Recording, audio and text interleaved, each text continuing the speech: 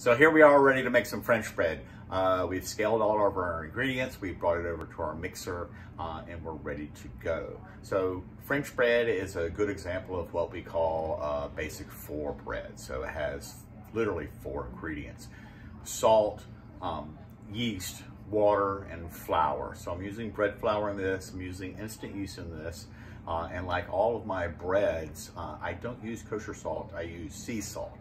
I have a preference for that, but we'll talk about that at a different time.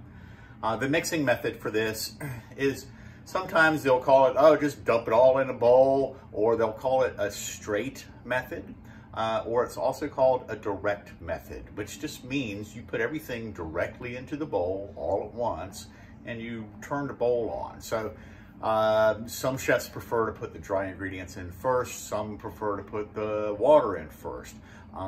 I like to put the water in and then the salt on top of that, and I'll swirl it up to dissolve it a little bit, and then I'll put the flour and then I'll put the yeast on top of that. The only really thing you have to watch for in any of these mixing methods is you don't want to combine the salt and the yeast. So that's especially true when you're measuring out ingredients and you don't have a whole lot of bowls and you're putting more than one ingredient in one small bowl. Don't combine your yeast and your salt in the same bowl. They don't like each other. So we try to add those either at different times or separate them somehow, and we'll separate them with a layer of flour. So again, this is a basic four, and this is what we call a direct method for mixing. So we have our ingredients. So I'm going to put in my water first.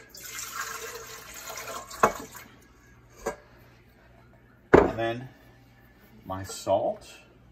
And I'm going to reach right behind Chef Luz and grab my whisk.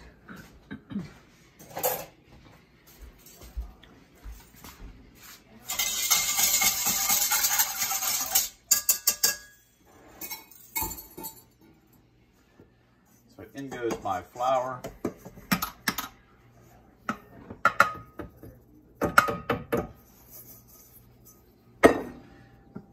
And in goes my yeast on top of that. So lift the bowl. Remember, first speed. If you have it on third speed and you're not paying attention, or you go straight to high speed, you're gonna have flour everywhere. So always check your mixer, make sure you know what speed you're on, and then first speed, just to combine.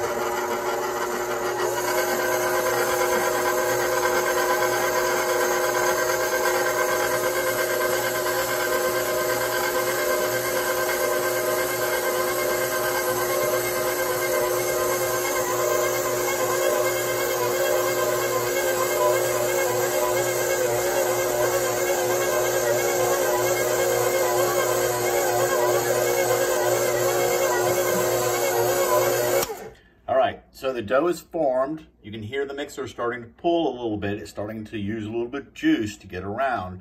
So now is when you start the timing. So now you should be checking the clock, making note of the time, and this is going to mix for 7 or 8 minutes. And the way that we check that it's done is I'm going to stop the mixer and I'm going to pull out a small piece and I'm going to pull it, and I'm going to do what's called a window pane test. And that tests for the strength of the gluten and if the gluten has developed to the point where we want it yet. So I'm gonna let this mix, and you're gonna let yours mix, and then I'll stop it and I'll show you the window pane test.